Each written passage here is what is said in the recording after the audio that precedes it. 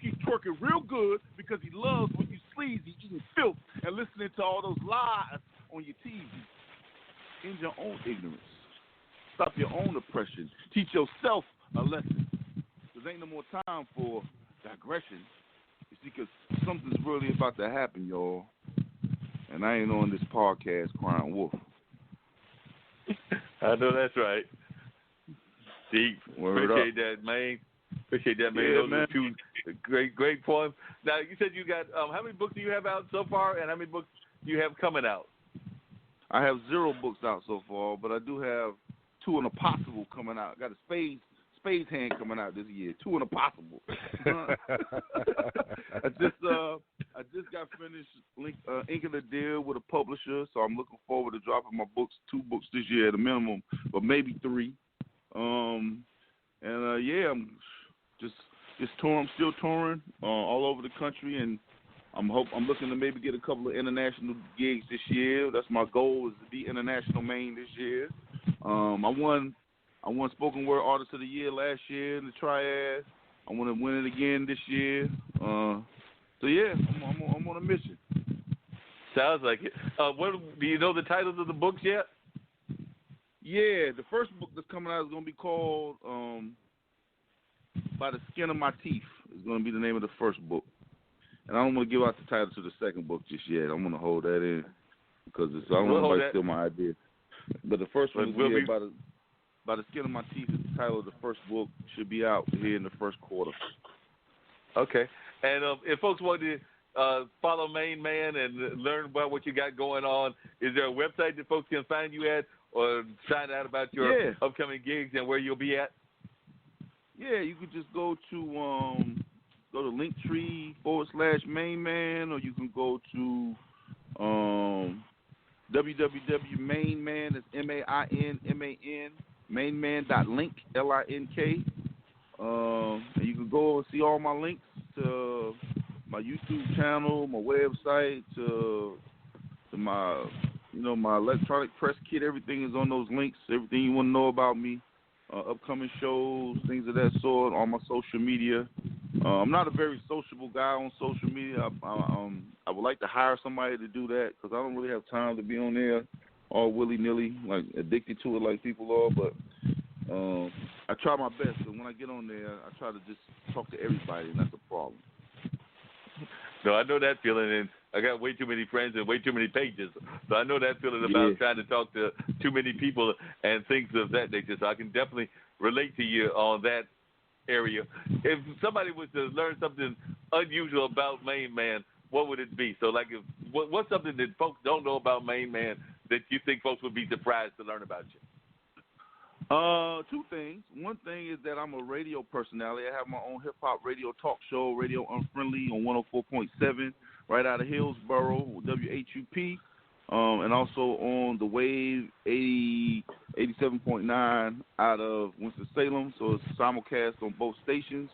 So people don't know that I'm a radio personality, and also I'm a fine artist. I'm a painter. I paint paintings and build furniture. So I'm just an all-around artist in a lot of different aspects. And so when I popped up with an art show last year, I had like 3 art shows. People were like, "You did these, man?" I was like, "Yeah." They was really surprised that I paint and also that I'm a radio talk show.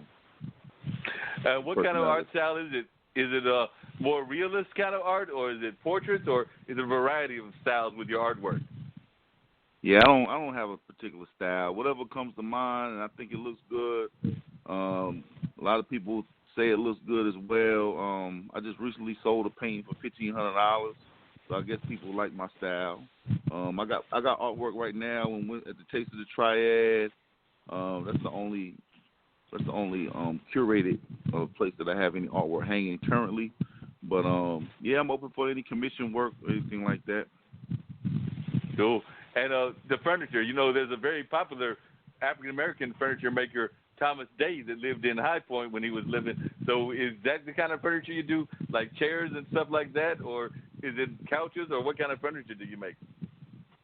I don't have a rhyme or reason. Like, I started out making a piece of furniture that I couldn't find. I was looking for something to be a certain height in a certain place.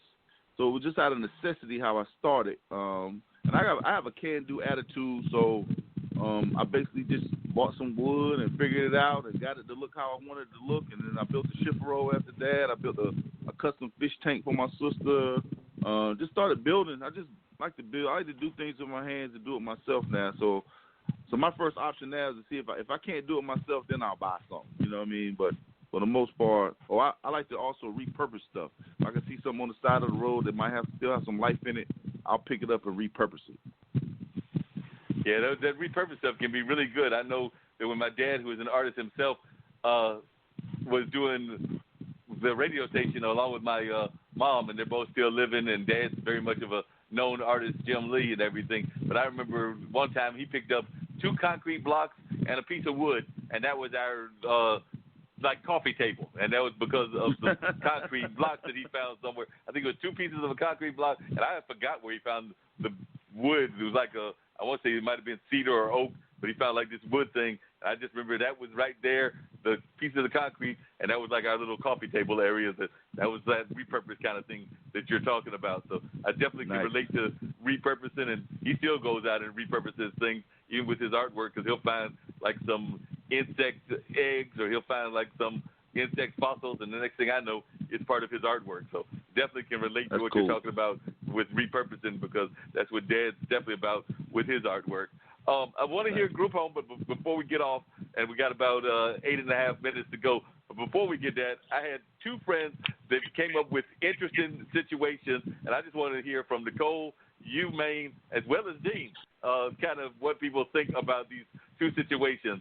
One was the barbershop that I went to. We're talking about he had a young lady that came to his store, and at the middle of getting her cut, she decided that she wanted to breastfeed in that public environment, and I think it kind of took my barber, who's a Muslim brother, kind of off guard. He said that when he mentioned it to his wife, she was like she would have just handed the young lady a towel so that she could be modest and still protect herself while doing that in a barbershop that was probably mostly man, but there was probably, I mean, he cuts everybody, cuts both men and women.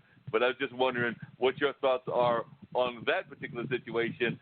And then the other one was I had a couple of friends that stumbled across some significant amount of money. We won't say how much money it was, but they stumbled across it and found no ID on the money, so they decided to keep the money.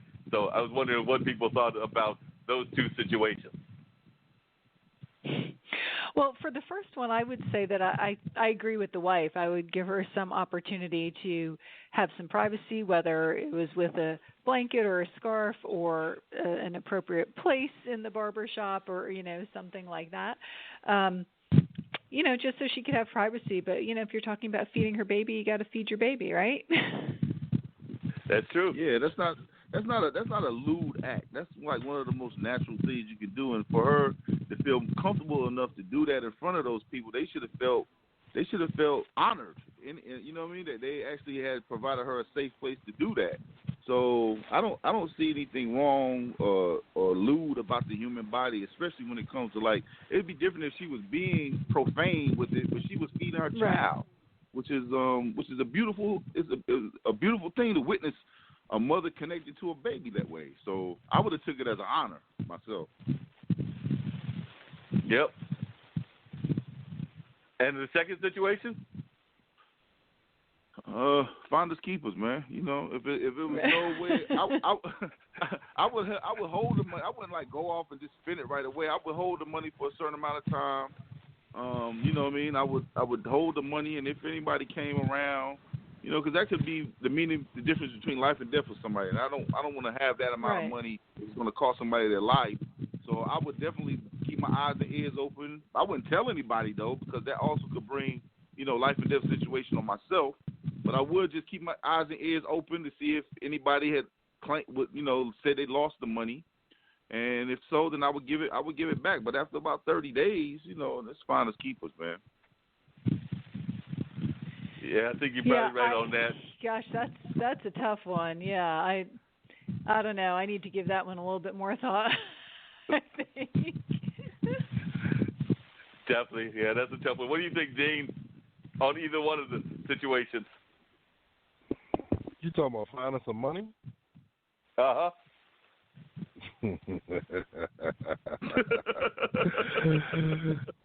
I think you know my answer on that one.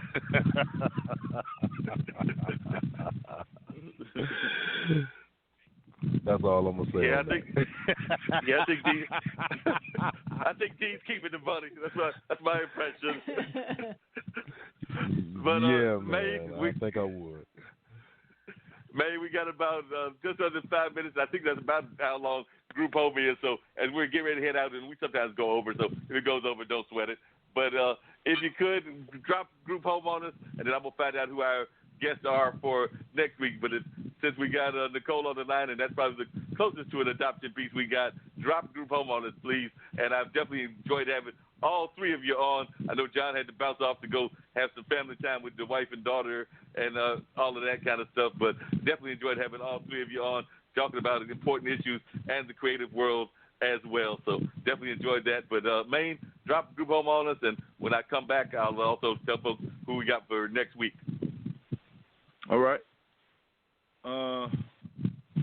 Dorothy had to travel all the way to Oz to realize that there's no place like home. Home will make an extraterrestrial like E.T. ask to borrow your phone, but not to call Tyrone, you see, because home is where the heart is. And a heart is a house for love. But I've learned that that's not quite the type of home that I'm speaking of, you see, because I used to work in a group home. A place where the most unloved, lovable little people are grouped together like the words of an angry poem, but this ain't one of them. This is a cry for help. Help. You see, because most nights are so heartfelt that I used to cry to myself but never in front of them. I'm talking about the children. Trapped in bodies they can't control, broken in pieces, they can't be made whole, but my job was to hopefully just keep it all together. I keep the peace, make sure we're safe at work, keep up with all that fucking paperwork like it's ever going to make their lives any better.